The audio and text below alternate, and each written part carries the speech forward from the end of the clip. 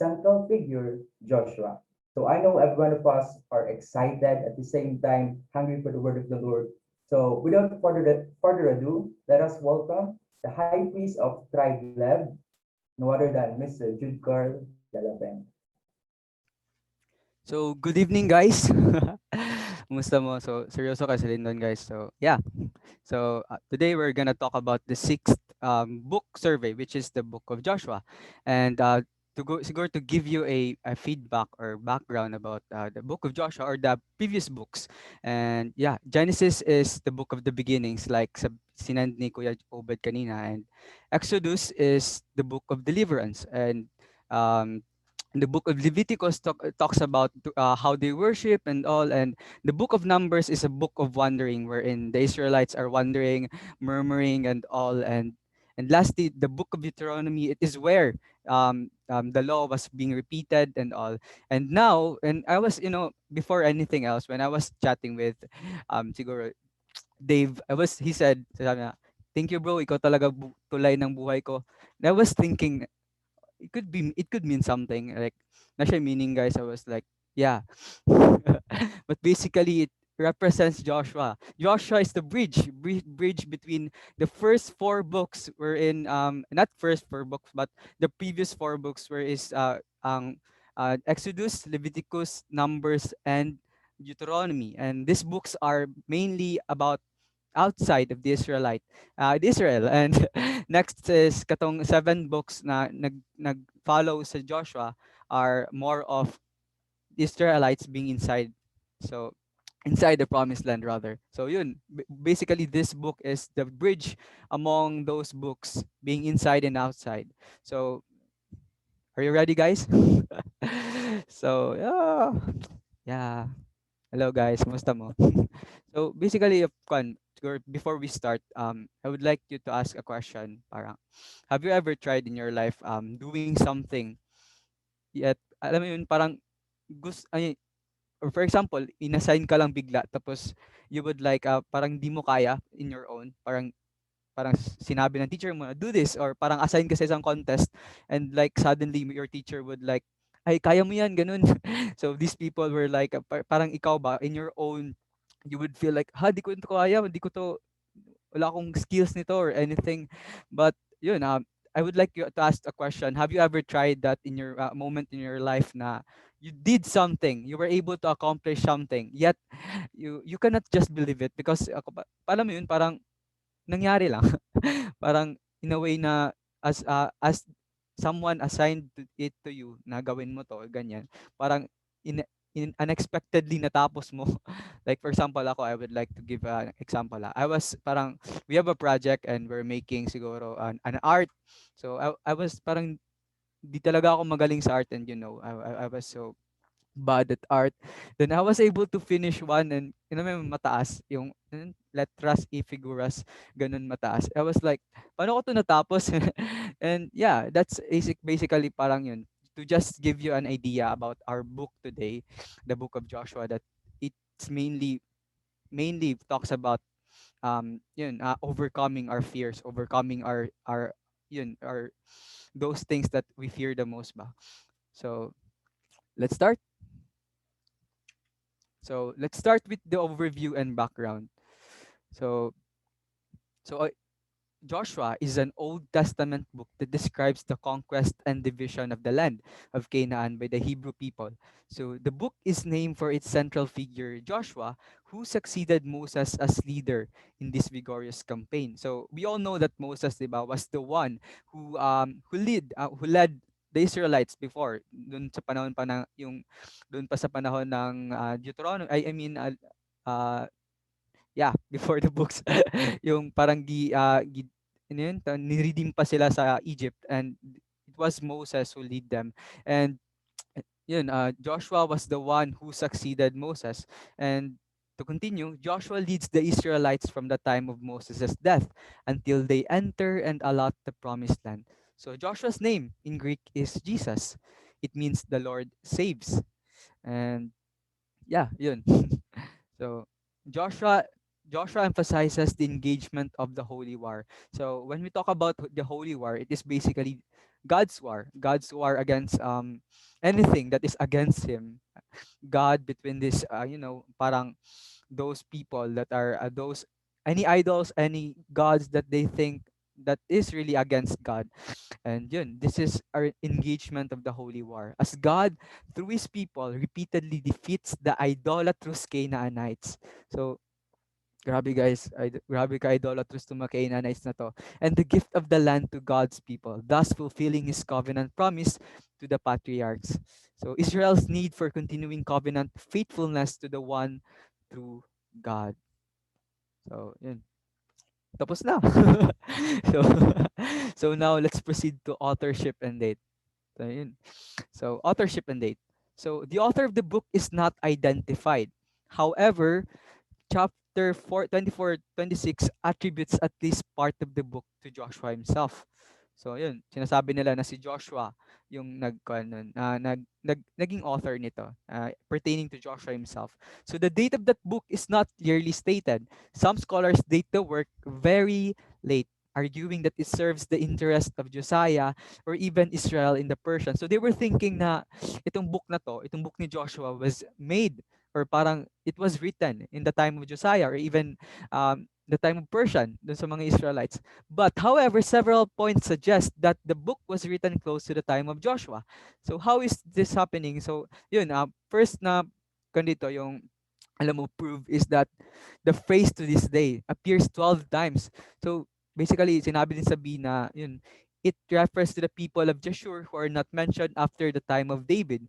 And sa C, Rahab is said to live in Israel to this day, implying a time no later than the first generation.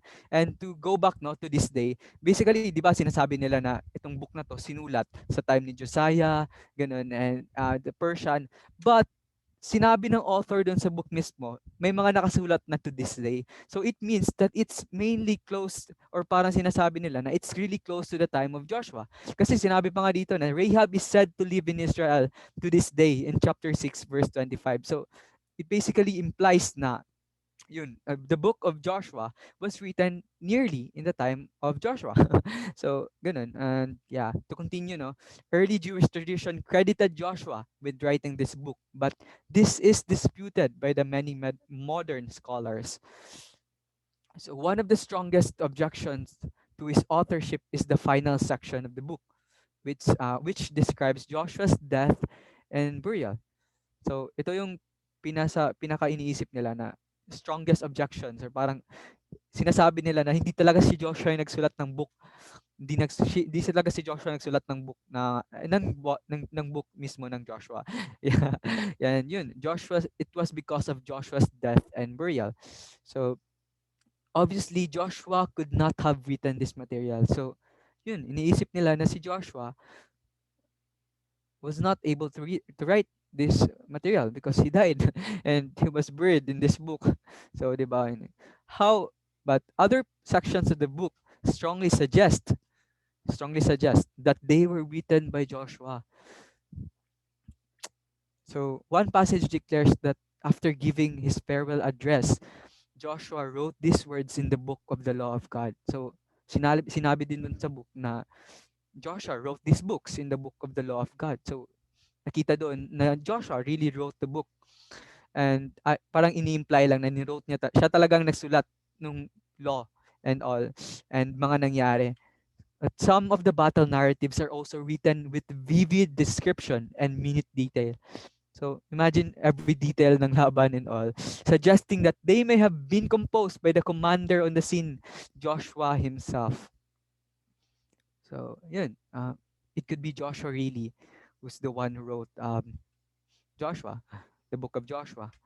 So the most logical and believable theory about authorship is that Joshua wrote a major part of the book, but it probably did not reach its finished form until several years after his death. So yun, sinasabi nila na probably Joshua wrote this book, but it did not reach its finished form until several years of death. Probably an editor, pwede si Kuya Deds ang nagsulat kasi ancient siya, pero must have added some additional narratives such as one about Joshua's death and burial. So yun, inisip pa din nila na it was Joshua who wrote the book. And there was just an editor who added some details about his death and his burial and all. So yeah, and wrote about Joshua and his contribution. So to continue, a commonly accepted date for the death of Joshua is about 1375 BC. So the book must have been completed shortly after this date. So hindi ba ako masyadong mabilis guys? Kasi di ko mabasa mga chat and all. So yeah. So ito yung sinasuggest nila na date. So sa authorship and date then, mention of the book of Joshua seems to argue that this account of Joshua was copied later after the book of Joshua was written. So the book of Joshua is mentioned in 2 Samuel chapter 1 verse 18, suggesting that it was written as late as David's time. However, David might have used a later edition of that book. In Joshua 10:13 suggests that an earlier edition of the book of Joshua could have been written and referred to in the time of Joshua. So, yun. Sinasabi pa din na it could really be near the time of Joshua. Yeah. Additional implications to the antiquity of the book of Joshua imply a date of composition in a form similar to what we have, not later than the time of David and Solomon, and possibly as early as the generation of Joshua. So, yun pa din. Same lang yung point nila lahat na it was possibly as early as the generation of Joshua. So, yun, let's proceed to the third part, which is historical setting. Historical setting. So, the book of Joshua chronicles the Israelites entering the promised land. So, dito nagsimula lahat. They entered the promised land, defeating their enemies in the land, allotting the land to their tribes, and preparing to pass this inheritance on to future generations. The contents suggest that the events took place 40 years after the Exodus. So, possibly, or I mean, sinasabi dito na, yun, the book of Joshua occurred, or parang yung mga events dito nangyari after 40 years wandering on, dun, after 40 years of wandering and, sa tawag nun basta yung sa land sa outside the promised land and wilderness in pala yung term, and yun it took 40 years for them, and siguro again they enter the land, they defeat their enemies, allot the land, pass this inheritance on to future generation. So yun, we will be talking about more about this mamaya. And yun, to continue, more important are the numerous pieces of evidence for an authentic second millennium BC origin of the book. For example, virtually all the Canaanite personal names persevered in Joshua are found in the second millennium BC. So, yun, yung mga personal names were found in the second millennium BC. Yung sinasabi nila na ganun, yung historical setting. Malapit lang doon. And some occur only in the second millennium BC, which is Hoham, Piram, Japhia, Shashai, and Talmai. It becomes difficult to explain how these names were correctly included if the book of Joshua was composed many hundreds of years later. Yeah. So the covenant of chapter 24 follows the elements of a second millennium BC. Yun pa din, second millennium pa din. Second millennium BC vassal treaty, and includes a clearly attested item not found in first millennium BC treaties. So yun, may ma-item na nakita na it was basically connected sa second millennium BC that was not found in the first millennium BC. So logic. So yun. So some argued that accounts of Joshua must be fictions. Imagine fictions yung book ni Joshua.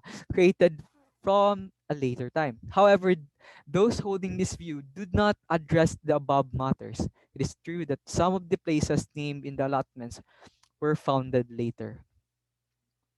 So, however, in chapters 13 to 19, form a legal document that serves to define the tribal territories generation after generation. Thus, adding the names of the later towns did not change these documents, but further defined which towns belong to which tribes.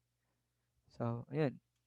So on the other hand, many of the towns that Joshua attacked and those where he assembled all Israel were well-known settlements in the second millennium BC. So, second millennium pa din. It was parang yun pa din yung historical setting na iniisip nila. Parang mainly doon, yung mga settlements, yung mga land and all. So now, let's proceed to structure. Structure.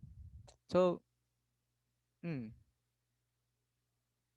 so structure A. So, joke lang guys. So just structure A. Joshua itself tells the story of how a second generation of former slaves succeeded in invading and possessing Canaan, thus inheriting the land that God had promised to Abraham and his seed hundreds of years later, earlier. So in structure A, the story is told in four parts. First is entrance into the land, which you can see in chapters 1 to chapter 5. Second is the partial conquest of the land in chapters 5 to 12. Third is the distribution of the land, wherein distribute ng mga land, and chapters 13 to 21. And lastly is the renewing of the covenant, which is in chapters 22 to 24. So these are the four parts sa structure A. And yun, first, let's go with the entrance into the land, which is in chapter 1 to verse 5, chapter 5. So, dito, it focuses on Israel's entrance into the land. So, ayun pa lang, yung starting point talaga ng book of Joshua. After after inappoint si Joshua na maging leader who succeeded Moses, ayun, yung pinaka goal talaga nila is pumasok doon sa land of Canaan, the promised land. And yun, this starts the book of parang in mga first earlier parts ng Joshua, and focuses on Israel's entrance into the land with several echoes of the account of Israel's exit from the land of Egypt. After some crucial preparatory matters, the Jordan River is crossed. So, yun, the Jordan River is crossed. Natandaan niyo yun before and what happened in dun sa Red Sea, or yun, yung hinati yung Red Sea. It also happened here in the Jordan River.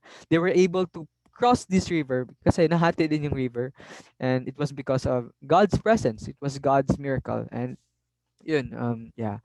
Uh, so to continue, no, accounts of circumcision and the celebration of the Passover. Recall Exodus 12, bring closure to this part of the story. So circumcision, we're in the flesh, cannot, and so another one is the Steel's entrance to land.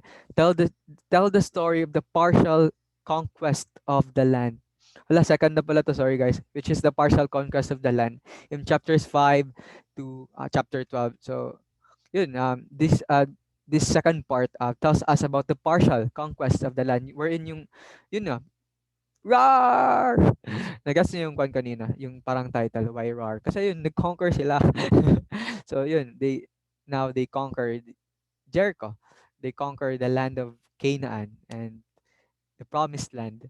So featured here are the divine overthrow of Jericho and the defeat at Ai, which are told in detail and serve as the paradigm for what follows. That this is God's holy war, not theirs.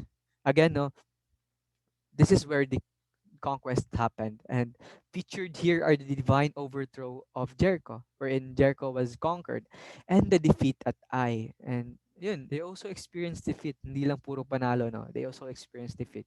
But I'm gonna explain that later why they were defeated. They were able to experience defeat, diba? Which are told in detail and serve as a paradigm for what follows. That this is God's holy war, not theirs.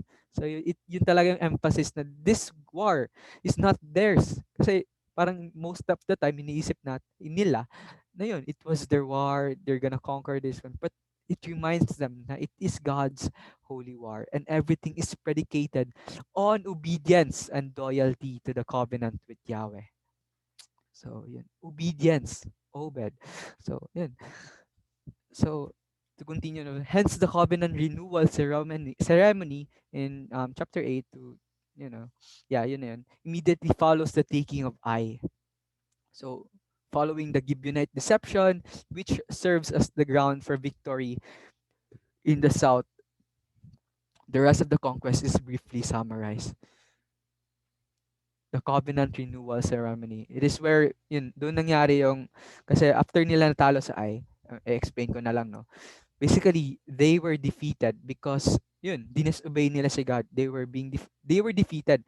Kasi after they conquered Jericho, alam mo yun, they conquered Jericho, they were able to win ganun. Kasi alam mo yun, kasi ang Jericho is a very strong and fortified city. Alam mo yun, kasi it's parang alam mo yung frontliner ng land of Canaan. Ganun. Parang ganun. Yung parang nandun talaga yung mga malalakas na army. Let's say parang ganun. And yun, na-defeat nila yung Jericho, and Jericho is a very big city. And I mean, this is not a city, but it's a fort somehow. And ganun, natalo nila, and they were thinking, etong land of this land is just a small city. And kung tutuusin, they were thinking na, kaya lang to, ganyan, kaya lang talaga to. And parang ganun, iniisip nila na, we could do this, we could defeat this small city perhaps. But alam mo yung nangyari, natalo sila doon. It's so funny that, I know, it's not funny, pero namatayan sila, and it's sad. Sorry, Lord. But yun, it was really sad that yun, they were defeated at that time because it's because of they disobeyed God. And dito naman, after they were defeated at it followed the Gibeonite deception. Ito naman kasi di ba alam mo yun, i-conquer niya lahat ng land, and you know, there was this one nation, which is yung mga Gibeonite.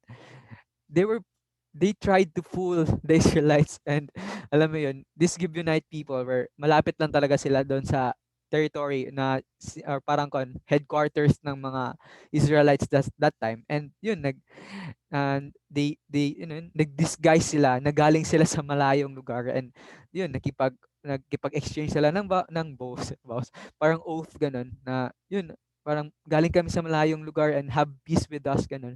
So yun, na-deceive sila, and they really made peace with this Gibeonite. Kaya ang nangyari, they were not able to conquer these Gibeonite people. They were not able to destroy these people. Kasi ayun, they made peace with these people, and yun ang nangyari sa mga Gibeonite, they became slaves, they became workers of the Israelites. And yun nga, they were God's grace were extended to those people. And yun, parang mataas na sabi ko to continue lang, no. So the third part, this is the distribution of the land. So this part is narrates the distribution of the land, setting out the administrative organization of Yahweh's earthly kingdom. So yun, distribution of the land. After repeating the settlement of the eastern tribes, the focus is on the tribes that will play the leading roles in the history that follows. Judah, Ephraim, Benjamin, from whom the first king comes, leads the summation of the rest of the tribes. Yun, it is simply dinistribute yung land dito sa third part. And it concludes with provision for those who kill unintentionally and for the Levites who otherwise do not inherit the land. So kasali din dito na before, if may mga nakapatay unintentionally, they have a place to to stay. And yun, i-continue natin yun mamaya, parang i-elaborate. Pero yun, there's also a land, parang yun, ang mga Levites din dito, they don't inherit a land, not like other tribes, other ganun, mga tao ng Israelites. They were able to inherit, but the Levites alone, mga Lev, wala silang land press. So, yun. So, fourth is the renewing of the covenant. Are concerned primarily with Israel's continued loyalty to Yahweh, and thus conclude with the renewing of the covenant at Shechem. So, yun pa din, parang ang ginawa dito is to really to redirect them back and to remind them na they should really be loyal to Yahweh. Kasi ayun na, mamamatay na si Joshua. Wala na spoil. Pero yun, and these people parang yun, they need to be reminded na to be loyal to Yahweh, to God. And ito, dito na-renew yung covenant. So, structure B. So, same pa din naman. And the first part is the promised land entered. Yun pa din, pinasok yung promised land. We're in chapters 1 to chapters 5. In chapter 2 naman, the promised land taken. So, ayun na. Pagtapos silang nag-enter sa land, kinuha nila yung land. And by conquering those lands. And sa third naman, chapters 13 to 21, it is where the promised land was allotted, distributed sa mga nations na na-conquer nila. So, syempre, may award din sila sa mga kinonquer nila. And yun yung reward ni God sa kanila na they will really inherit these lands. And fourth is Israel united to serve God in the promised land. So yun na yung covenant kanina na sinabi ko na they really united to serve God in the promised land. Yun na nga, sinabi pa nga doon na yun, let's serve God, God alone. Ganun. Not the fathers of our old generation or yung past generation natin, yung mga gods nila. And yun, mga false gods. So, structure C, ito yung maganda kasi dalawa lang. So, yun. The first part is the conquest of the Canaan. Grabe, no? Summarize. Parang, yun na talaga. Nangyari dito yung pag-conquer nila. And second is the settlement in Canaan. Wherein, doon na talaga sila nag-settle. Hindi yung papunta ka dito, pupunta ka doon, di ka makamove on. So, you need to settle at one place. So, yun, nag-settle sila sa Canaan. So, yun. Part 1, the conquest of Canaan. So, Israel is prepared for the conquest. So, sa letter A naman, ito na yung mga chapters, mga verse. Chapter 1. So, Joshua replaces Moses. Yun na, sinabi ko kanina na after Moses died, he replaced Joshua. Joshua prepares Israel militarily kasi grabe din yung laban. So, you need to prepare ganun. You need to, siguro, nag-cancel, nag-firing. So, joke lang. Wala pa. Wala palang baril before. Pero, yun. In C is Joshua prepares Israel spiritually. So, yun, they need to really prepare spiritually. Kasi they could not just conquer this land na in a way na, yun, kaya na namin to, yan, parang ganun. Pero God, ay parang yun, God wants them to prepare spiritually. Na yun, in-instruct na talaga si Joshua na their hearts need to be right before God. If in order for them to win these battles, they need to really set their eyes on God. And the commander of the Lord appears. And ito yung part D. And I guess this is a deep theology, but it implies na this commander of the Lord commanded Joshua. Sinabi niya, it's the same with the burning bush, no? Sinabi niya din doon na take off your sandals where the place you're staying is a holy ground. So, it implies something. Who is this commander of the Lord? So, guys. So, yan na. So, the conquest of the Canaan by Israel. So, ito yung part 2, no? Yung kanina, part 1, which is the conquest of the Canaan. Part 2 is, I mean, the part 2 is the part 1 pa din. Sorry, guys. Yun. Part 1 pa din, the conquest of Canaan. So, the conquest of Canaan by Israel. So, first is the conquest of the central Canaan, southern Canaan, northern Canaan, Canaan summarized, and unconquered parts of Canaan. So, ito din sa part 2, the settlement east of the Jordan, geographical boundaries, yung mga tribal boundaries. So, ito na yun, parang para may idea kayo, no, sa map. Dito sila parang nag-start, they start at Gilgal, doon sila nagstay. Then they conquered Jericho, then natalo sila sa Ai and all. And ito yung place. So, I think dito yung River Jordan. I'm not really sure, pero I think kasi dito yung Gilgal, Jericho. And ayun, this is the map. And siguro to ask you a question, no. Parang imagine, tingnan nyo, chapter 13 to chapter 24. Like, that's a very long chapter that just talks about geographical boundaries, tribal boundaries, settlement, ganun. And all, like, imagine po, and I was reading this, I read a lot of mga lugar, ganun, parang puro lugar, and I was asking, siguro, what, why do this book really devotes most of its chapters dun lang sa mga lugar na na-conquer nila, and ganun, no? So siguro, a question to ponder, why do we need to, parang, why is it so important na i-present yung mga lugar na yun, na what they have conquered, ano yung mga na-conquer nila, yung mga lugar na naalat nila, ganun, na na-distribute nila, mga nakuha nila ng mga lugar. Why is it so important? Ganun, siguro. So, we'll be answering that later. So, structure C.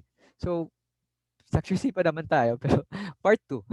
Part 2. So, yun, the settlement in Canaan. So, the settlement west of the Jordan. So the first settlement done at Gilgal, so sa map ka kanina dito, first settlement ginawa sa Gilgal. And yun, in Hebrew word Gilgal is means circle, and ito ang mga place before na they would really where the pagan worshippers worship their false gods, and yun, they come here to redeem that place. And yun, yan ang naging parang headquarters nila somehow in that time. Parang dun sila nagstay before they conquered Jericho. So, yun. Dun din sila na circumcised, guys, and imagine being circumcised before ganun. There's a possibility na i-conquer din sila ng mga nasa Jericho. But alam mo yun, amazing si God na hindi talaga nag-conquer. Kasi, imagine, di ba, alam niyo naman yung mga sinorcumcised. Walang mga lakas yan. So, basically, all the soldiers were circumcised that time, and malapit lang sila sa Jericho, sa harapan lang nila. And yun, ganun ka-powerful si God. Mismo yung mga taga-Canaan, natakot sa kanila kahit ganun. Hindi nila alam na ganun lang. Anyway, yun, the settlement of the religious community din sa part 3, wherein dito na yun, mga 6 cities of refuge. Dito yung nangyari, ay dito yung mga city wherein these unintentional killers would stay. Kasi before, if may mga, I mean, may mga nag-kill unintentionally, like hindi nila tinuyo. Alam mo yun, parang ganun. Unintentional yung pag-kill nila sa isang tao. So, ganun. There were cities of refuge wherein they could stay in order to prove their innocence. Ganun. Wherein dito talaga, kasi yung culture before, if pinatay mo tong example, family or example, a family member, pinatay yung family member mo. So, yung kwan before, culture, papatayin ko din yung kwan mo, kung ganun. Pero in order for them to not to kill back, ganun. So they need to run to these cities in order for them to be safe. Kasi papatayin sila eh. Kasi pinatay nila unintentionally. And nangyayari is, ayun nga, nagtatago sila dito, and makakalabas lang sila and makakauwi if namatay yung high priest na nagstay dito. Yung high priest na naghandle sa kanila, or parang ganun. Para, yeah. So, yeah. So, selection of the Levitical cities, ito yung mga, mga high priest areas, or basta mga religious community na. And the settlement of Israel is completed. Yeah. So, the conditions for continued settlement, the altar of witness, blessings of God come only through obedience, Joshua and Eleazar die. So, ito. Blessings of God come only through obedience. Dito sa altar of witness, dito din yun, pinesent ulit yung word ni God. Yeah. And Joshua, Eleazar die. That's sad. So, now, let's proceed sa purpose. So man yung purpose aning Joshua? What is really the purpose of this book? You would be amazed, no? Pero it's really long. And it's so, I mean, di mo makomprehend lahat. But the purpose is just to give the history of Israel's conquest of the promised land. Ayun, to give the history of the Israel's conquest of the promised land. Bakit kaya ito yung purpose ng Joshua, no? To just give the history of the Israel's conquest of the promised land. Yun yung tanong ko kanina. So, another purpose is, to teach that God keeps His promises no matter how unlikely their fulfillment may appear. That God keeps His promises no matter how unlikely their fulfillment may appear. This is seen in God's general promise to give the land of Canaan to Israel, and in His specific promises to grant success in particular battles. God's promises did not fail. God's promises did not fail. The Israelites simply had to obey and step out in faith. Yun na talaga yung purpose, guys. Na God keeps His promises no matter how unlikely their fulfillment. Na yun, God's promise really did not fail. As long as they obey and step out in faith. Yun ang talagang kailangan nilang gawin. To really obey and step out in faith. Not rely on their own capabilities and all. Just obey God's word. So yun yung purpose nitong book of Joshua. To emphasize God's faithfulness. Since the time of, Abraham. Special consideration. Heart, heart. So, yun. So, huwag kayo ma-intimidate sa heart, kasi live kami. So, some people have difficulty with God commanding Joshua to destroy the Canaanites. But behind this command lay God's concern for his covenant people. So yun, may difficulty sila. Bakit naman si Joshua yung nag-lead dito, nagko-command and all? But behind this command lay God's concern for his covenant people. So yun, si God pa din. So he wanted to remove the Canaanites' idolatrous worship practices. Yun yung main na gusto niyang parang ganun, i-imply dito. So they would not be a temptation. Not be a temptation. Ayun, gusto niyang i-remove yung mga Canaanites na idolatrous, yung pag-worship nila, in order to, parang ganun, to not be a temptation to these Israelites. Kasi kung may maiiwan, yun, possibly, as they worship those false gods then these Israelites will adopt. And yun, God doesn't want that kasi He's a jealous God. That's why He wants these people na ganun, wants to remove these Canaanites na idolatrous Canaanites. So this command to Joshua also represented God's judgment against sin and immorality. So God used Israel as an instrument of this judgment against a pagan nation. Ayun. After all, God used Israel to judge these people's sin and immorality as they worship those false gods and all. Yeah. Genocide. So perhaps the greatest challenge to belief in the God of the Old Testament is found in Joshua. Many assume that under divine direction, Joshua and the Israelites stormed great towns and cities and put to death non-combatants. Wherein ito yung mga babies, children, and elderly. Imagine, put to death these non-combatants as they conquer these lands. Diba? Na parang ganun. Does genocide really happen? Ganun. So, and to continue. It is clear that God does not tolerate the sins of people. So yun, you cannot really question bakit namatay itong mga taong to. When I was reading, no, hala, grabe naman, namatay itong mga taong to, ganun. But yun, the point is God does not tolerate the sins of people. And the consequence of sin is death. Yun, sabi pa nga sa Romans. To the point that the Israelites were commanded to let no one live.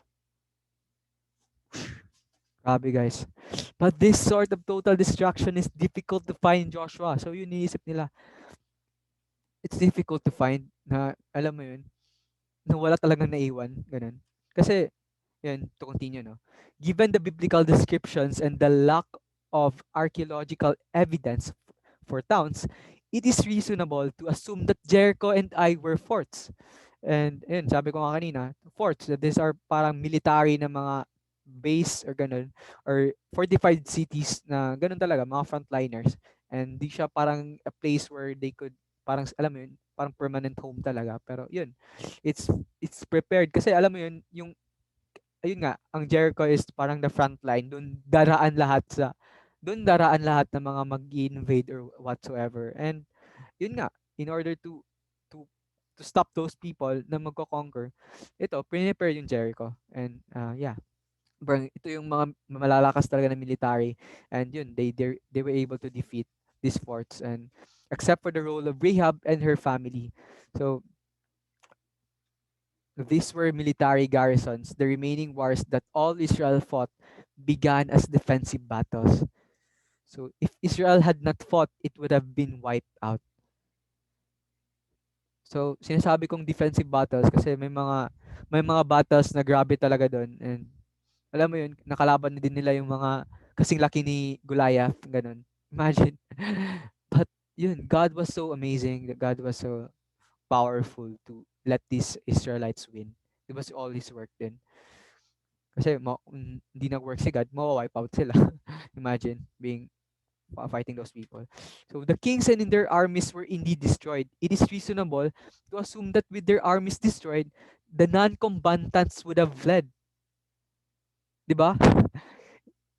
It's a it's possible kasi ayun, while these armies were fighting, syempre mag-aaway yung mga armies ng Israelites and these Canaanites, And possibly, this mga non-combatants, they could escape. There's a possibility na makaka-escape sila. Kaya yun, they find it difficult na yun talaga, na wipe out talaga lahat. Kasi yun nga, to continue, no? We know that there were plenty of Canaanites around to lead the Israelites into sin in the following generation. As you can see, yung mga Israelites na nag-follow and sa mga next generation, yun pa din, may mga false gods pa din, may mga idolatry pa din. And you know, it parang yun, to think logically, iniisip nila na ganun, na possibly these non-combatants were able to fled and influence these people later on in the next generations. So overall, the accusation of genocide is an unfounded myth. So yeah, di siya sure. Gaya ng pagmamahal niya. Truth. So wars, battles, and military imagery appear throughout the Old Testament. And in its history, prophecy, poetry, and even laws, for some readers, all this bloodshed raises ethical questions. Why so much fighting? How could a good God command such violence, even genocide? 'Di ba? So, yun, parang ina-ask nila na, grabe naman, why so much fighting? How could a good God command such violence, even genocide? So, do we need to ask those questions? No, yun, God is sovereign. Anyway, but yun, the Old Testament includes so many references to warfare because the ancient Israelites fought often. Just like other contemporary peoples in the ancient Near East, good land and other resources were quite limited. So nations often fought to defend their interests, take what they needed, or take what they wanted. So, yun, sa time nila before, syempre, they would need to fight and fight and fight and fight kasi yung mga resources nila before, like lands, were just limited. And in order to, ganun, in order nga to inherit those lands, they need to fight these people first. And di ba, mga nomad yung mga Israelites, they need to transfer from area to area. So, ganun, they need to fight this, ganun, yung mga nagstay dun sa land, sa mga i-conquer nila in order to inherit those lands. And yeah, yun, ganun ka normal kasi yung mga people din before, yun nga, kino-conquer din nila yung ibang nation in order for them to really inherit or increase din yung mga resources nila kasi limited nga. So, yun. And ganun nga, may fight, may defend, and all. Ganun lang, just to take what they wanted. So throughout the ancient Near East during the Old Testament era, people and nations fought one another a great deal. So that's how great, that's how big deal fighting before. Ganun. So yeah, another special consideration is that the Bible also shows that the God of Israel was heavily involved in his people's uh, Bible also shows that the God of Israel was heavily involved in his people's wars, just like the supposed gods of nearby peoples were thought to be involved in theirs. Ancient texts from many nations include statements of how their gods commanded, accompanied, and fought for their national armies. So, yun, God of Israel was heavily involved. So, before, ganun, parang pasikatan sila ng God na itong God ko mas malakas ganito, yung itong God ko, ito yung basically they think that their gods were able to help them win every battle, even yung may mga false gods. And yun nga, yung God ng Israel, yun, they really proved to these people, these Canaanites, na our God is more powerful than all your gods. Ganun. So ancient carved reliefs often show symbols of those gods hovering around over their king and their armies. All the nations assumed that their gods helped them with their fighting, and Israel was no exception. Yun pa din, yung sinabi ko kanina na iniisip talaga nila na yung mga God nila yung nag-help sa kanila. Even yung ganun, yung mga ibang nations, ganun, iniisip nila their so-called God helped them in their battle, kaya nanalo sila. And yun nga, Israel was no exception since they have Yahweh. And although the Israelites' military activities can seem harsh to the modern reader, they were typical for the time. Could be harsh kung tayo yung babasa, di ba? Kasi puro patayan, pinatay lahat ng mga bata and all. Sinabi doon, they wipe out talaga yung buong country. So you would come to think, if iisipin mo, grabe yung mga nangyayari. Pero yun, it was just typical for that time. Ganun, 'di ba? Parang iba yung culture talaga doon. That's why Kuya Obed reminds us always na to really think of what their culture is before. If kasi kung babasahin natin siya sa time natin ngayon, iba talaga yung perspective natin, iba talaga yung parang ano yung pananaw natin into that situation or parang yeah. So for example, just as the Israelite army killed thousands of Canaanites in Jericho and Ai because God commanded it, so the king of Moab killed thousands of Israelites in two cities because his God Chemosh commanded it. So yun, parang iniisip nila, because it was God commanded it, yung mga God nila. And yun na, nakaganda nga sa Israelites because it was really God, the God that we are serving right now. And yeah. So the modern reader should also remember that sometimes um, God used Israel's military as his instrument of rather harsh judgment, just as God would later use the Assyrian and Babylonian armies in harsh judgment of the idolatrous Israelites. So yun, ginamit lang talaga ni God na itong mga Israelites in order to judge these people, these sinful, idolatrous Israelites. Kasi pag di nila ginawa, yun nga, yun, di mag-reign si God. Di siya magiging King of Kings and Lord of Lords over these false gods, ganun. And it's will be parang dito, reveal nga na really, God is, yes, Yahweh was really the God above all gods na iniisip ng iba. And yeah. So, unique feature. Okay pa kayo guys? So, I don't know, pero 99 na tong chat dito, no? Pero yun, to continue the unique feature. So, Joshua records three memorable miracles. So, what are these three memorable miracles? So, in chapter 3, verse 14 to 17, dito nangyari yun nga, yung pag-cross nila sa Jordan River. Wherein nahati yung Jordan River and all. And that's one miracle. Kasi, yeah. And in chapter 17 naman, doon nangyari in chapter 6 naman rather, doon nangyari yung ganun, yung na-conquer nila yung Jericho. Yung, alam mo yun, na yung mga walls talaga, nag-fall talaga. And it's not their work, it's not because of their trumpets and all, but it was because of God's miracle na nag-fall itong wall of Jericho. Kasi itong wall na to is really strong, kung iisipin. And ganun, it fell, na-fall siya. It was because of God. So, yun. The third miracle naman is, yun, yung nagstay, yung sun. Diba, yung last na-fall yun, alam mo yun, yung wall ng Jericho. Next naman, may nagstay, yung sun. As they conquer those, may kinonquer sila. And nagstay yung sun ng matagal. And parang hindi gumabi ata yun, ganun. Parang yun, it was also a miracle from God. So Joshua reveals that Gentiles were not necessarily excluded from God's plan under the suspension of the Mosaic law.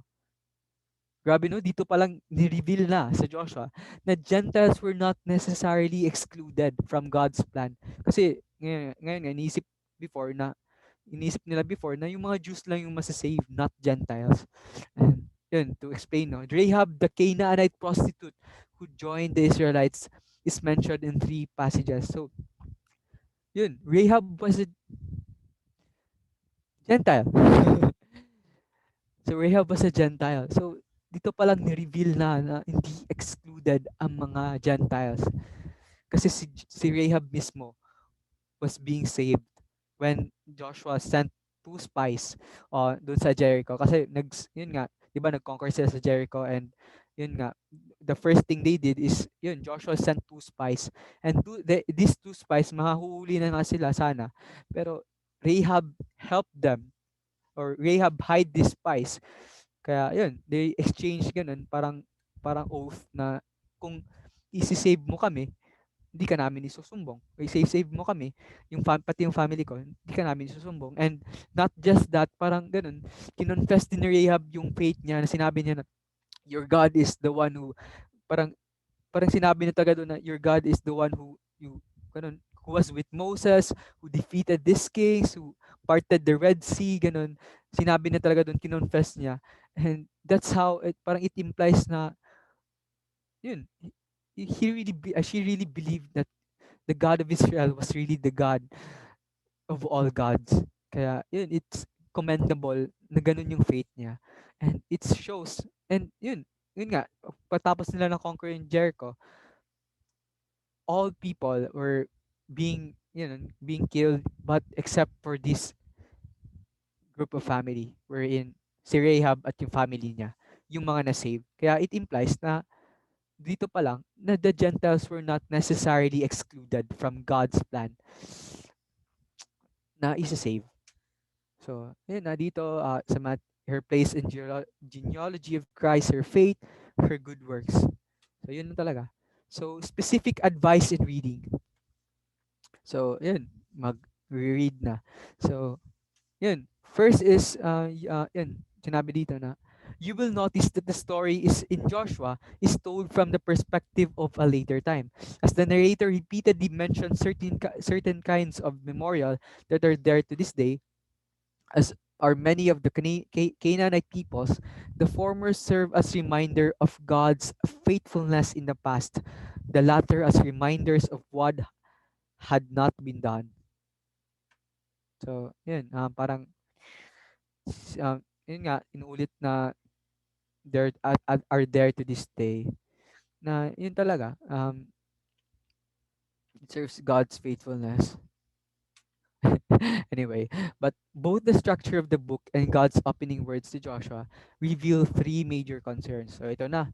So ito ano yung mga three major concerns. So first is there is the engagement in the holy war. So yun nga, gaya na sinabi ko kanina, this war is basically between God and against God. Yung mga false gods and all, and yun. And notice how the emphasis is always on God's initiative and participation, that God was really with these Israelites. God was really fighting with them along the way as they conquer these lands. I will be with you. Yung sabi niya nga dun sa chapter 1 verse 5. Thus the opening battle of Jericho is God's alone. It's really God's alone. So after that, the Israelites are themselves militarily involved, but always with God fighting for them. As David would put it later, the battle is the Lord's. So the battle is the Lord's. Sa kanya lang yung battle. So this is God's holy war, not just to give Israel the land. So yun, it was really, yun, ini-imply talaga dito na it was really God's war to really defeat and remove these idolatrous Canaanites, not just to give the land to those Israelites na kasi nga promise ito, di ba? Para naging Edgar lang ako, no? Kasi nga promise ito na ibibigay yung land sa kanila. Pero ayun, hindi lang yun yung parang goal nito, but also to really emphasize God's holy war, na He would really remove this mag-i-influence sa mga Israelites, or parang tempt them na there are other gods. So yun. So yun talaga. But especially to rid the land of idolatry, yun nga sabi ko kanina, which is the false gods, or are all of this, so that Yahweh will dwell as king among a people who are to reflect his likeness and follow his ways. Ayun, to really, so that Yahweh will dwell as king among these kings, among these false gods that they think. So this is God's holy war. So si God ang initiate, si God ang nag-conduct, siya ang nagplano lahat. It was really God's, not the Israelites. So ginamit lang naman sila ni Lord. So ito yung parang advice in reading. So we could have the idea. So in this regard, be watching also for the several instances when the author speaks of the gift of rest. So yun, rest is important, guys, dito. And following the holy war in Joshua chapter 1 verse 13, a theme, or ito, iba pang verses and chapters, a theme pick up negatively in Psalm 95:11. Excuse me, regarding the wilderness generation, and then in Hebrews as warning and assurance. So, yun, it speaks of the gift of rest. Na after nila i-conquer the lahat ng kwan, and yun, they were able to have rest na yun nga na yan. So second is yun nga ba kanina, first is yun God, it was God's power. Second is, even though chapters 13 to 21 are not a good read as such, they are profoundly important to the story. For here at last is the fulfilling of God's promise to Abraham. Kaya na sinabi ko kanina, di ba, papatanong tayo, bakit ganun, parang, if babasahin mo, it's really tedious to read this book, chapters rather, kasi puro lugar, and itong mga na-conquer nila and all, puro boundaries and all, and yun nga, but these places, mga nakasulat doon lahat, were important to those Israelites because, yun nga, profoundly important because it here at last is the fulfilling of God's promise to Abraham and to his seed that they would one day inherit this very land. It was to be their special territory, precisely so that here God could develop a people who by honoring and serving Yahweh would bless the nations. Grabe no? Yun talaga just to na yun dito talaga na at last na fulfill na yung promise ni God sa mga land na ito na na-conquer nila. So that answers our question kanina. Now, why are these chapters being so devoted to those lands and all? So third, and the most important then, everything has to do with the Israelites' covenant loyalty to the one God. Si God lang talaga, si Yahweh lang talaga, si Yeshua lang talaga. This is the key element in the opening address to Joshua. Do not let this book of the law depart from your mouth. Meditate on it day and night so that you may be careful to do everything written in it. So yun, that's the third ganun, parang ini-imply talaga na they need to be loyal to God. So this is the central factor in the defeat at Ai. So yun yung sinabi ko kanina, di ba natalo sila when they seem to think that this land was just a land, is a small city, ganun nga. They were thinking that, yun, we could just conquer this land, we could just defeat these people, we could, yun, this is easy, easy, easy. Parang inisip nila na, kaya lang to, sisiw, ganun, kasi small city lang nga. So they were relying to their own strength, they were relying to their own capability that time. And I think they didn't even, alam mo yun, approach God that they would, di sila they didn't ask God's favor or something. But basically, iniisip nila na, kaya lang to, ganyan. So, yun, correct me if I'm wrong. Pero yun, they were defeated because they were not loyal to God. They disobeyed God's law. And that happened because, yun nga, sinabi dun sa Jericho, yung they conquer Jericho na, before sila nag-conquer, sinabi ni Joshua na, huwag kayo kumuha ng mga bagay na galing dito sa mga taong ito, yung mga ari-arian nila. But one person who is Achan, yun, may kinuha siya, and yun, these Israelites didn't know, kaya natalo sila. Kasi yun nga, and yun, it also accounts for the early insertion of the covenant renewal at Mount Ebal and for the final covenant renewal at Shechem, with which the narrative concludes. Yun nga, di ba natalo sila? So there's a covenant renewal dito sa Mount Ebal wherein God ay parang, I mean, Joshua, yun nga, binasa niya ulit yung word, yung mga laws ni Moses from before pa hanggang sa, binasa na talaga in front of the people. Ganun. Ito yung word ni law, ni God to those, parang sa lahat, sinabi niya sa lahat, binasa niya. And this is remarkable, no? Kasi imagine, Joshua was the only one reading and these people were able to hear.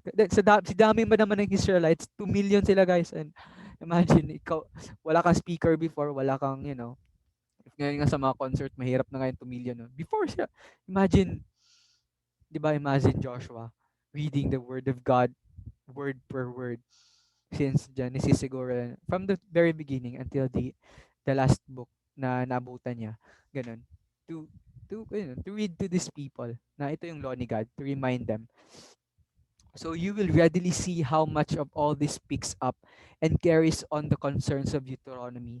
God's war against false gods, God's promise of the land, and the concern for loyalty to the one true God against all forms of idolatry. So ito yung concern ng Deuteronomy, no? Na God's war against false gods. Yun nga, dito na fulfill. Na really, God conquered these lands in order to go against this false God. Na dito din, yung promise niya na they will inherit this land. And yun, and lastly, the concern that they would be loyal to God against all forms of idolatry. Kasi ba talagang temptation sila kanila before and madami. And yun. So two further things might help you to read Joshua well.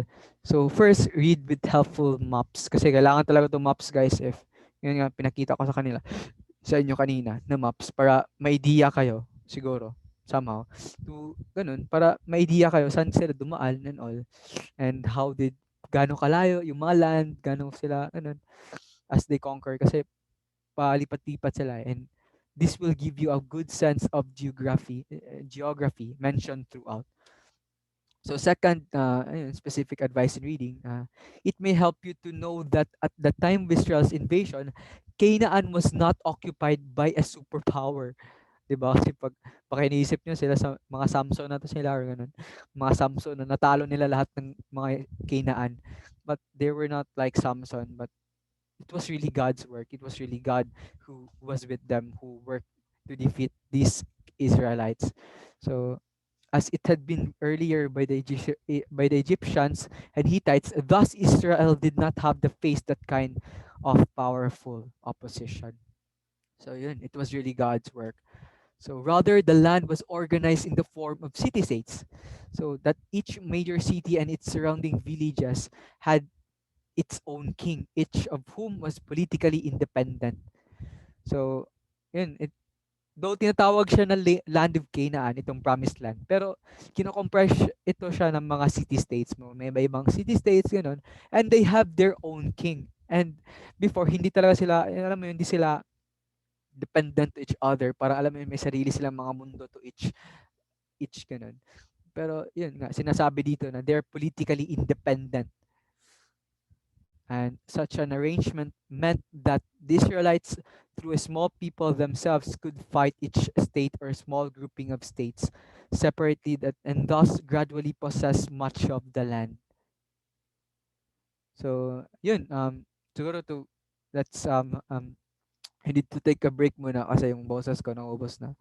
So, yun, we're gonna go through mamaya sa key verses. So, yun, pause muna guys and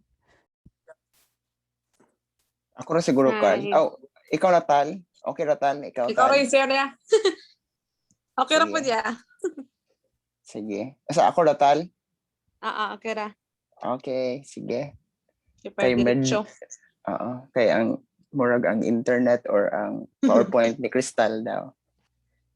Okay, so while nag-break si Carl, we will be having our icebreaker games. So, magpasalamat tayo sa Dean sa sa Cirilia State College, Crystal Sanlaw sa Prices.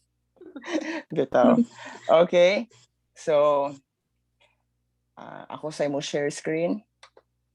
And wait, anay. Share.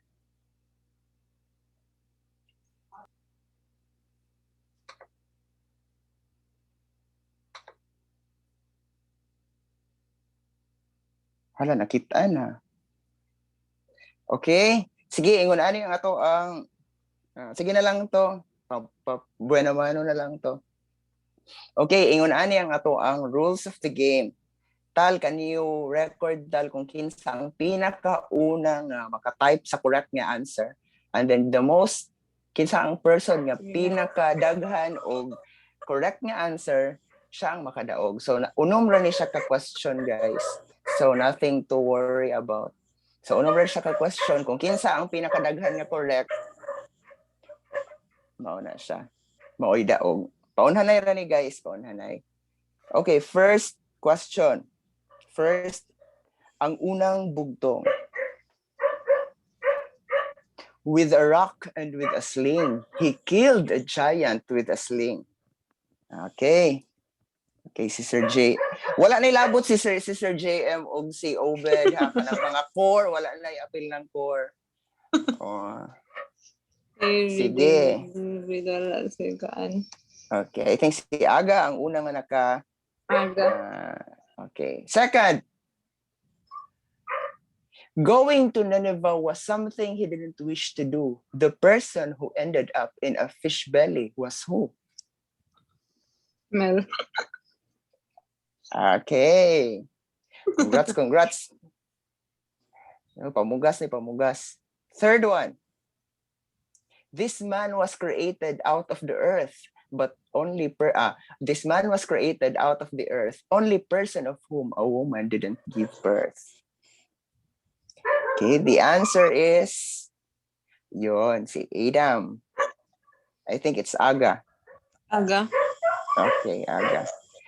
Next. Ta-da-dang. Lived in the wilderness on locusts and honey he fed. Eventually he died after losing his head.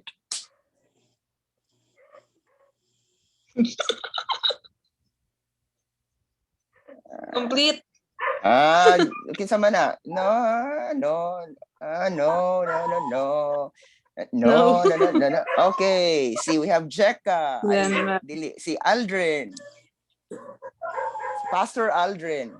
John the Baptist. Dili si John. Kinsa man nga John? John Mark Ojales? Si John the Baptist. Next. Became a follower of Jesus as to Damascus he went. He wrote more than half the books in the New Testament.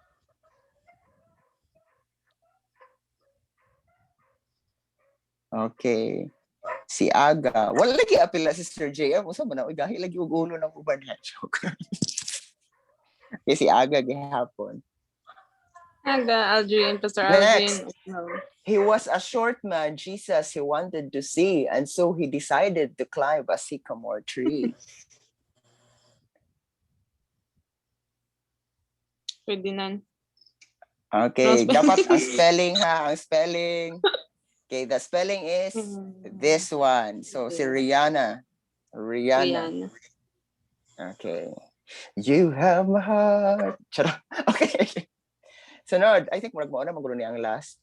Yeah, muna ang last. So, that's for today. Kung kinsa ang nahimong winner, Crystal, imong kuanan, tagaan og mga cash prize. So the winner is kindly declare. So, kuan sila kabuok. Tulo lang ang kuan. Ang duha ka buok naka-answer sa question nga sila una, si Mel ug si Aga, then si Pastor Aldrin and si Renaya. PM lang, PM. PM lang daw kuno sa inyong GCash. Oh, di ba?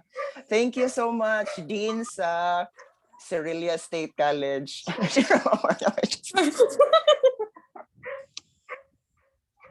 Daghan pang pa-premiere sa anniversary. So see you next week. Bye. Okay, Oh my Carl, guys. back to you, Carl. So, hi guys. Yeah. Yeah, nag-enjoy ra mo sa games. Or madungog ra ba ko? Yeah. Please, Patiro ni mo, bro. dog. Dog. Kay Ate Crystal. Ano ko, miming. So, yun. Wait lang, I'm gonna present ang slide. Okay ra ba akong pag-present, guys? Or very fast? Sorry, guys. Okay lang. Very So, yun. May I call... Sino ba yung mga kalakon namin dito?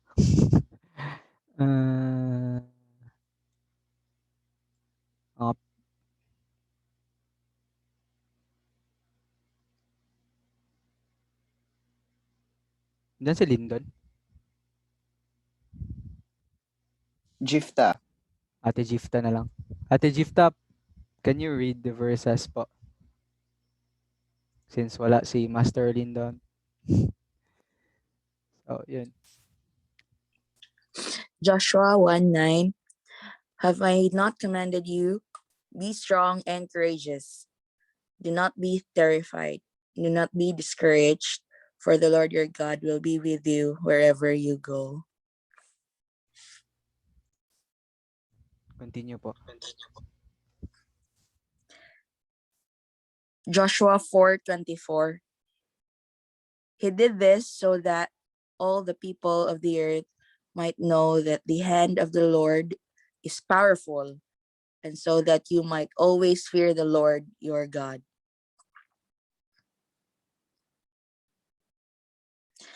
Joshua 11:15. As the Lord commanded his servant Moses, so Moses commanded Joshua, and Joshua did it. He left nothing undone of all that the Lord commanded Moses. Joshua 11:23. So Joshua took the entire land, just as the Lord had directed Moses, and he gave it as an inheritance to Israel according to their tribal divisions. Then the land had rest from war. Joshua 21:45. Not one of all the Lord's good promises to the house of Israel failed. Everyone was fulfilled. Everyone was fulfilled. Thank you, Ate Gifta. So, ayun, yun yung mga key verses natin, and you could see really how God was just, how God was, how God was faithful to these Israelites, that He really fulfilled this promise. So, yun. Are you ready for the mega themes?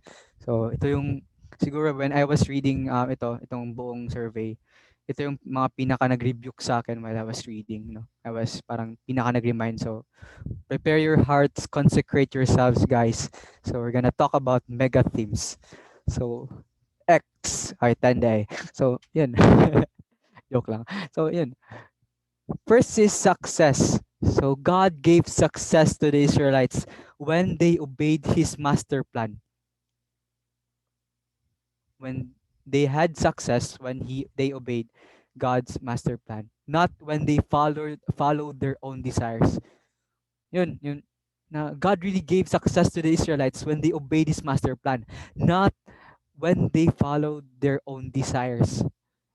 With leading not their own desires. Victory came when they trusted in Him rather than in their military power, money, muscle, or mental capacity. 'Di ba kasi they could think na ito, parang pwede nila i-trust yung mga sub nila na mas malakas yung army namin, ganito, madami kaming mga ari-arian kasi na-conquer namin itong mga land na to. Grabe yung training namin kasi dumaan kami doon sa wilderness and all. And ganun, parang they could really brag about all these things. Ganun. Kasi 2 million nga sila and they also have a large number of, you know, army. But yun nga, one of the mega themes is yun, they could just achieve that success if they really obeyed in God with all their heart, strength, and soul.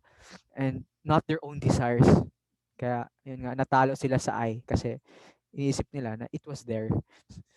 And yun, to continue, God's work done in God's way will bring His success. Yeah, amazing, diba? God's work done in God's way will bring His success. So the standard for success, however, is not to be set by the society around us, but by God's word.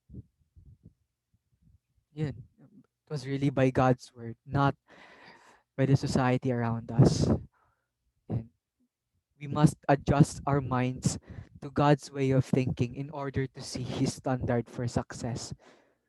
Now, if we just follow God, we will really have success. If we follow our own desires, yun, we will fail. Whew. Second is faith and kanina success. So second is faith. Bakit may CJ dito? So faith. Sorry guys. So the Israelites demonstrated their faith by trusting God daily to save and guide them, by noticing how God fulfilled His promise in the past. They developed strong confidence that He would be faithful in the future. So yun, isa din sa mga theme is yung faith kasi yun nga, God demonstrated His power before. Na God already fulfilled His promises in the past.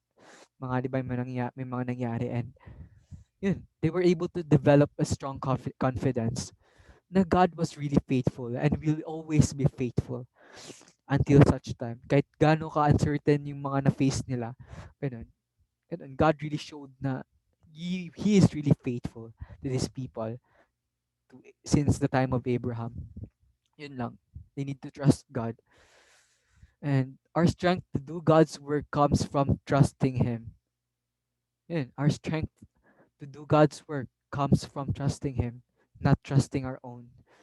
And His promises reassure us of His love and that He will be there to guide us in the decisions and struggles we face. Faith begins with believing He can be trusted. So yun, faith begins with believing He can be trusted. Na despite sa mga struggles na na-face natin, ngayon nga, no matter how unlikely these struggles, I mean sa time nila, how unlikely the struggles they face kasi may mga kalaban nga sila na gaya ng mga kasing laki nila Goliath, ganun, natatakot sila sa mga ganun. And imagine this, they will conquer the whole land, the land of Canaan. And syempre may fear. Tao lang sila eh. They had the fear. But one thing is, yun, as long as they have their faith in God, na God would help them, be with them, guide them, protect them along the way as they conquer these lands. And just believe na yun nga, God is capable of doing these things, not them. Kasi kung nagtiwala sila sa self nila, they will never win these battles. But because God pointed them in a way na they should believe in Him, yun, they were able to succeed. So God gave instructions to Israel for every aspect of their lives. His law guided their daily living. Yun. His law guided their daily living. Sinabi pa nga niya doon na the law should not depart from your mouth. You shall meditate on it day and night. And His specific marching orders gave them victory in battles. Yun nga, their decisions, the thing that they're doing was all guided by the law of God. So, yun. That's why they were able to kasi how could you follow God if walang word ni God? Ganun, di ba? Di naman siya pwedeng imagination mo lang. It was really from the word of God. So, yun, guidance from God. Ito na yung sinabi ko kanina. Guidance from God for daily living can be found in His word. Sa word niya talaga. So, grabe yung emphasis dito about sa word ni God. Na God's word is really essential. Hindi lang yung lugaw, guys. But staying in touch with God, we will have the needed wisdom to meet the great challenges the great challenges of life. So yun, by staying in touch with God, we will have the needed wisdom to meet the great challenges of life. Whew. So, yung kanina guidance, ay guidance pala to, sorry, hindi ko na mention. Pero yun na, guidance ito. Na yun, as long as they hold on to God's word, they will be able to have that wisdom to meet every challenges as they hold on to God. And ito, leadership. Joshua was an example of excellent leader. So, ito, yun, for me, Joshua was really one of the greatest leader kung titingnan. And he was confident in God's strength, courageous in the face of opposition, and willing to seek God's advice. Ito yung nagustuhan ko kay Joshua. He's really willing to seek God's advice. You know what happened di ba sa Ai? And yun na emotional ko. Pero yun, when they conquered Ai, they were defeated, di ba? Namatayan sila, ganun. Because it was because of Achan's sin na ganun. Though di pa nila alam na it was because of Achan's sin na may kinuha siya ng mga ari-arian na mga kinonquer nila. Kaya it was against the law of God. Na ganun, kasi in-instruct na ni God na huwag kayong kumuha kasi these items could be, yun, ginagamit nila in worshiping these false gods. Ganun. And yun nga, in sinning against God. That's why God really pointed out not to take these things. And yun nga, kasi nga na-tempt si Achan kasi may mga silver, ganun, bronze. Di ako sure sa mga ginakinuha niya. Pero yun, perhaps mga ganun. Siguro, tempting talaga siya sa eyes ng tao. And yun talaga, as they failed because of that, what Joshua did is, imbis na i-ask niya si God, Lord, why, bakit kami natalo and all na, bakit nyo kami dinala dito sa Israel, I mean sa Israel, I mean dito sa Canaan, just to let us be defeated by the Ai. Wherein itong Ai pa talaga nito, is a small city, and imagine kung on fire sila before, nun sa Jericho, nung natalo sila sa Ai, nagmelt talaga yung hearts nila, and they were so, alam mo yun, parang nag-cool off talaga, parang ganun. Siyempre namatayan pa sila and ganun. Sad talaga yun. Parang nawalan sila ng somehow courage kasi iniisip nila na God was what, kasi logically speaking, kung natalo sila nun, meaning God was not with them that time. So they were really parang questioning siguro, perhaps. Pero yun, you know what Joshua did? He just seek God's advice na, God, what do you want us to do? Ganun, yun ang talaga sinabi niya. And yun yung pinaka main point niya. Na yun din sa atin as Christians na if we face this, this disappointments in life, yun, like Joshua, we should also be willing to seek God's advice, not be dependent or on our own wisdom, on what we think, ganun. Parang sometimes we overthink. But like Joshua, he was, he just willingly seek God's advice. So, yun, leadership pa din. To be a strong leader like Joshua, we must be ready to listen, to move quickly when God instructs us. Kasi sabi nga nila, and the delayed obedience is still disobedience, di ba? And yun nga, sinasabi dito na, be ready to listen and to move quickly when God instructs us. Yung mega themes. And once we have His instructions, we must be diligent in carrying them out.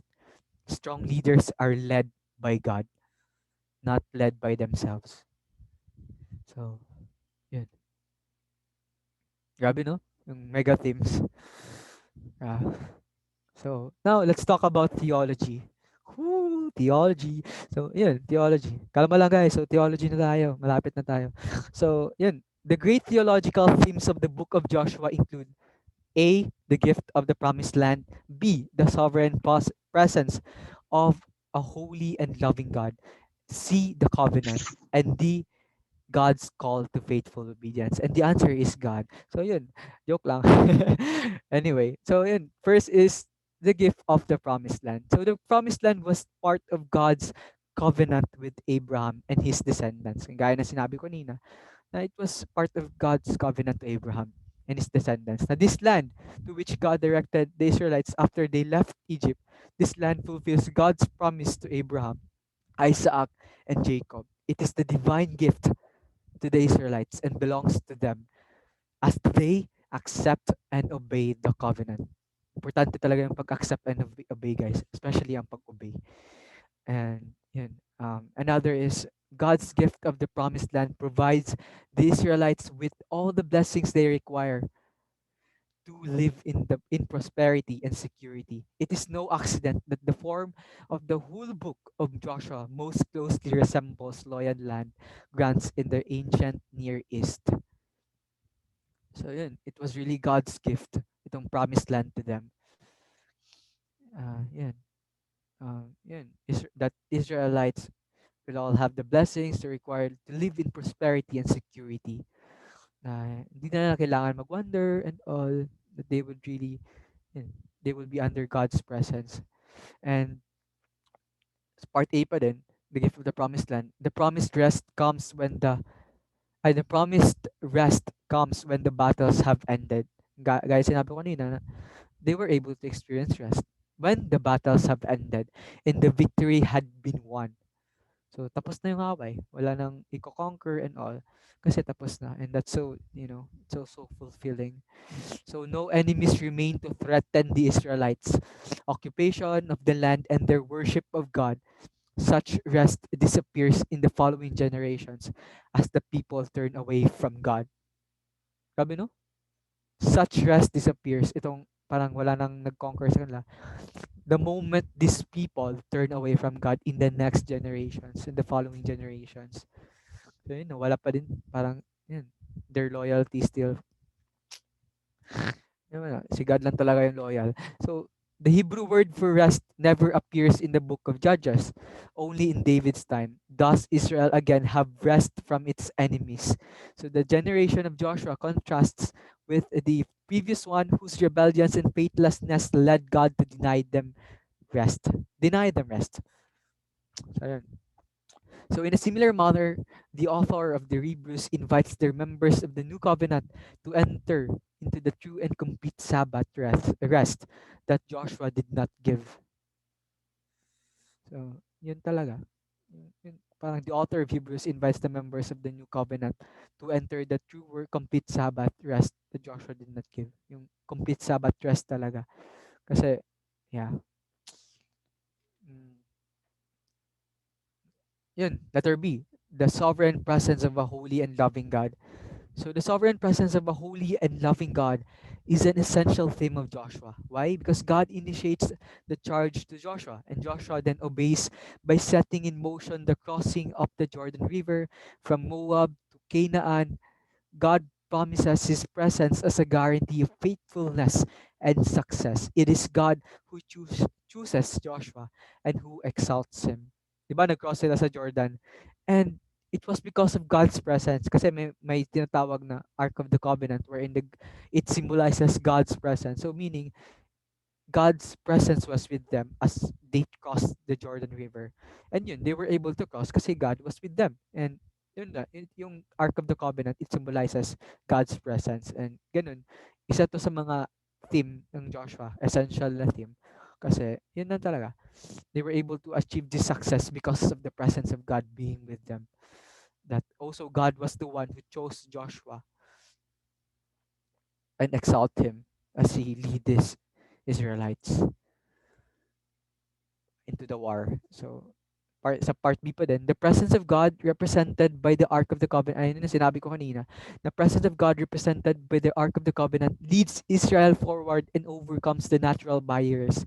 So, when we talk about natural barriers, ito yung sa Jordan River, wherein the river parted, the flow stopped, and yun, and of the Jordan River, and the human barriers of the walls of Jericho, wherein yun, the people themselves, the things that were made by humans through those walls and all, those things were overcome by Israelites because of the presence of God.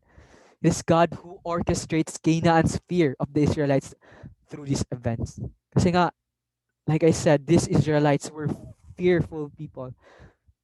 Natakot sila. They were fear. Yun, natakot nga sila. Kasi, yun nga, imagine magko-conquer ka ng buong land. Pero yun, God told them to be strong and courageous, to just remain in His word, to just obey Him with all their hearts, mind, and soul. To just obey Him fully. Meditate on His word day and night. Yun, they will be able to achieve success and conquer these fears. And yun nga, nangyari. They will able to conquer these fears because of God, not them, not theirs. So, ito pa din, the sovereign presence of the Holy God. It is God who topples Jericho's walls and preserves Rahab, enables the Israelites to defeat Ai, sends down hail on the southern collation, and lengthens the day to defeat them, gives Hazor and the north into Joshua's hands, guides the lot to determine the tribal lands, and renews his covenant partnership with Israel. So, si God yung nagtopple, yung nagpa-fall ng Jericho walls, yung wall ng Jericho, and siya din yung nag-extend ng grace to save Rahab. Nag-extend ng mercy niya to save Rahab, who is a Gentile, na instead na ma-wipe out yung mga Jerichoans, parang yung mga mga Canaanites doon sa Jericho. Yun, Rahab, na-save pa si Rahab. And yun din, dito, enables the Israelites to defeat Ai. Diba, natalo sila, but they were still able to defeat Ai after, ayun nga, na-remind sila sa word na God at na-remove yung kasalanan na nagawa nila through, it may seem harsh, pero yun, they really, yun, punished Achan for doing so. And basahin nyo na lang kung gusto nyo malaman kung paano, paano pinano si Achan. And it's so grabe talaga. So grabe, mga kanyo ka, boy. So, yun, God's the lot to determine the tribal lands to renew his covenant. So, ito, B pa din. If God is sovereign, He is holy. If God is sovereign, He is holy. Yun lang, guys. God is sovereign. He is holy. Holy siya because He is against these sins. He is just and righteous. He demands Israel to follow Him. Sorry, walang to. sorry Kuya Obed, and to follow him in the signs of circumcision and Passover, and in covenant renewal. God will not tolerate the theft of what that which belongs to him, nor will he allow the worship of anyone or anything.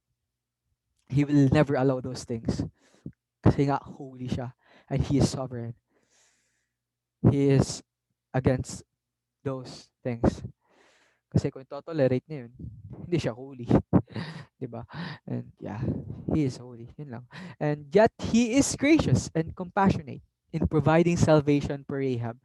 Yung sinabi ko kanina, na even though he is sovereign and he is holy, that he is against the sins, is against this idolatrous Israelites, but yet he is also gracious and compassionate in providing salvation for Rahab.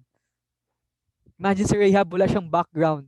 Wala siyang, yung palibot niya, puro sinners, puro pagan worshippers, puro, yun, iba-iba yung gods na worship nila. Hindi si God ng Israel, ini-worship nila. But basically, because of what she knew, or what she have heard about the God of Israel, na ito yung ginawa ng God of Israel, she believed.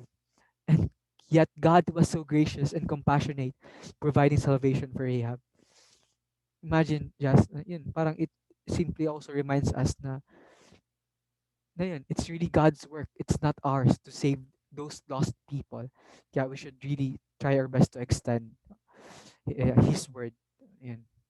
Protecting Israel in their battles, providing grace for the Gibeonites, giving Caleb and Joshua allotments, providing extra land for Israel to clear, caring for the intentional killer, and providing for the tribeless Levites throughout the land.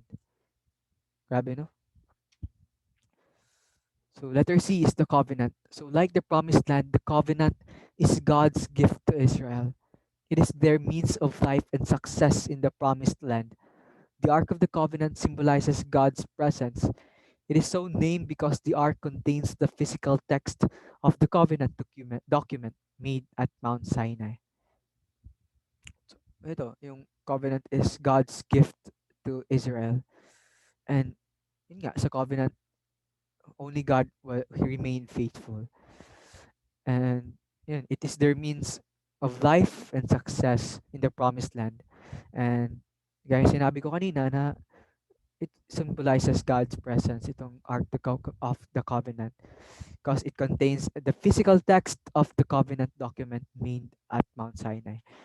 So whoever violates the covenant is punished in the harshest manner, gaya na nangyari kay Achan. This ancient documents lies at the center of the covenant renewal, and it forms the basis for Joshua's final address and the people's oath of loyalty. If the gift of the promised land is God's response in the covenant, then the heart of the book, mapping and distributing of the land, uniquely and physically expresses the covenant that will connect each Israelite with God wherever they live in that land. Ayan. So, letter D, God's call to faithful obedience. So, Israel's correct response to God's covenants is obedience. Obedience pa din talaga, guys. And God calls His people to obey to Him, to obey Him. Throughout the book of Israelites, throughout the book rather, the Israelites receive blessings when they respond faithfully, faithfully. So yun, they receive blessings when they respond faithfully, when they obey God, and also receive punishments when they disobey. So yun, God is really God of His right and just. So yun, He is also sovereign. He is holy. Hindi niya tolerate yung mga kasalanan ng mga Israelites, but would punish whenever they would disobey. So yun, yeah. Imagine if nasa time tayo nila, di ba? Parang nagkamali lang tayo. We'll be punished. Praise God. So, yun. But God's blessing are not for Israel alone. The mighty works of God's salvation proclaim that the same hope to all the peoples of the earth. I mean, yun. It's not just for the Israelites alone, but also for all the peoples of the earth. sinabi nga dito, na God designs His miracles to proclaim who He is, to bless the people of Israel, and to provide the means by which they can bless others, to bless other nations, to, to really extend, to let them know who God is, to reign Him as King above all kings. And but it is yun, but it is a matter of decision. For Rahab, who confesses the works of God, yung sinabi niya, ito, yung God nyo, itong ganun yan, na natakot sila kay God. Alam niyo yung mga ginawa ni God, na he confessed the works of God in response by assisting Israel. There is salvation and blessing. So meaning, sinasabi dito, na hindi enough yung parang kino-confess mo lang na God, ito si God, ganun. But basically, if nag-respond ka din, na yung the way you nag-confess ka, but also confess, ay parang nag-respond ka din dun sa confession mo. Na yun, parang pinove mo talaga na you believe that this is the God of gods. Na yun. Basically si Rahab, sinave na yung mga spies kasi naniwala siya, nagtiwala siya. She believes that this God is really the God na kailangan niyang iserve. And yun, that's her response. Hindi lang siya nag-confess. Kaya siya na-save because she responded. And there is salvation and blessing. Yun na sinabi ko. For the kings of Canaan and their armies who respond by opposing God's work and will, there is destruction and cursing. Yun nga. Yun nga. Probably these Canaanites know what God knew. Parang ito, sinasabi nila, ganun. Pero hindi sila nag-respond. They even opposed God, di ba? With their work through conquering, nakiklaban pa sila. But basically, just like Rahab, he responds with faith. He even helped those spies. But these other people, yun, they experience destruction and cursing because of yun, opposing God and not responding in faith. So yun parang importante yung pag-respond. So, yeah. So we're down to the last portion of the survey, which is Jesus's lens. Jesus lens. So, yun. Gaya na sinabi ko kanina na Joshua's name was, yun, it was Jesus. Yun. Yung Joshua na name is also Jesus. And yun, the name Jesus is the Greek form of the Hebrew name Joshua. Yun na yun. Joshua was the man God raised up to lead his people. Oh, familiar slide. Joshua was the man God raised up to lead his people to victorious rest in the Old Testament. So yun. This historical reality gives redemptive focus to the actions of Jesus, the new Joshua. Wow. Siya yung naging new Joshua. Unlike Joshua, however, Jesus is both fighting alongside his people and is himself the God who brings them ultimate victory. Siya mismo yung nagdala ng victory. Di lang niya sinamahan tong mga taong to, but siya basically yung nagdala ng victory through dying on the cross. So just as Joshua encouraged the Israelites in their battles to keep their eyes focused on the source of their victory and not to rely on anyone or anything else, Jesus did the same for us. He reminds us that our peace, our rest, our victory comes from Him alone. Yun. Just as Joshua encouraged Israelites in their battles to keep their eyes focused on the source of their victory and not to rely on anyone or anything else, Jesus does the same for us. He reminds us that our peace, our rest, our victory comes from Him alone. So it is also important to note that just as ultimate rest for the Israelites involved real struggle on their part, so ultimate rest for believers today involves struggles as well. So yun, we will also incur in yun, may struggle then along the way. And time will come, yun, we will be with God. And so, but there is nothing in the world that can successfully overcome the creator of the world or his son. Sabi sa John 16:33, I have told you these things so that in me you may have peace. In this world you will have trouble, but take heart, I have overcome the world. Nothing in the world can successfully overcome the creator of the world, even his son. So we could endure knowing that nothing can separate us from the love of God. Even, yeah. Christ brings his people victory over the challenges of this life. He does not necessarily make the challenges go away, but he gives us motivation, strength, and reassurance to fight the battles, and he protects us from being overcome by opposition, no matter how fierce. Kahit gaano pa nakakatakot ang mga ito, no matter how unlikely, how impossible these things, he will be the one who's gonna work kasi siya yung nagdala ng victory. And that victory was already 1,000 years ago. Until we enter in our ultimate rest, we can rest in the confidence that God has already won the victory. I hope and pray that we would always remind ourselves with this. Ayun, our confidence should be that God has already won the victory. That we're not fighting from a position to win a to win, but we're fighting from a position of a victory. It was already done by God. Not a position to win these things or something, but we're fighting from a position of victory. So that's all. So I hope you learned something. I hope you were able to grasp things and even learn.